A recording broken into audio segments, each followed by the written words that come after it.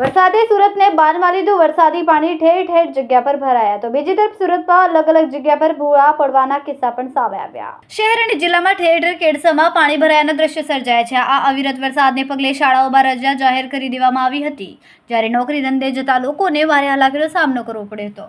શહેરના કેટલાક વિસ્તારોમાં તો અડધો-અડધ વાહનો પાણીમાં ડૂબી ગયા હતા, જેના કારણે લોકો ચિંતામાં મુકાયા। ધોધમાર વરસાદને કારણે નીચાણવાળા વિસ્તારો પાણીમાં ગરકાવ થઈ ગયા અને રસ્તાઓ પર પાણી ભરાતા જનજીવન પર તેની અસર દેખાઈ હતી।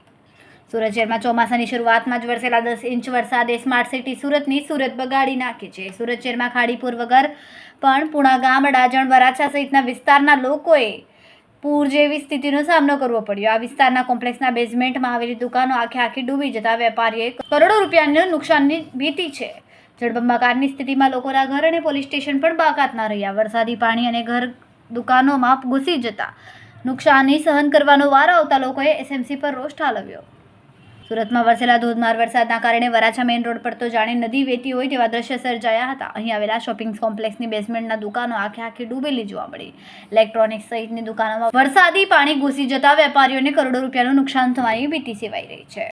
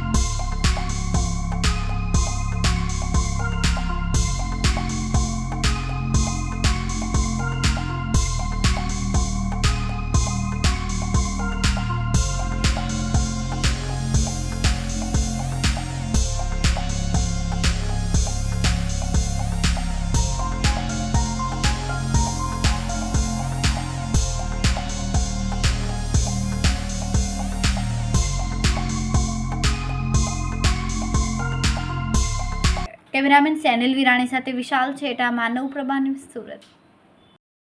અમારા વિડિયોની નવી અપડેટ મેળવવા માટે સબસ્ક્રાઇબ કરો માનવ પ્રભા ન્યૂઝ ચેનલને।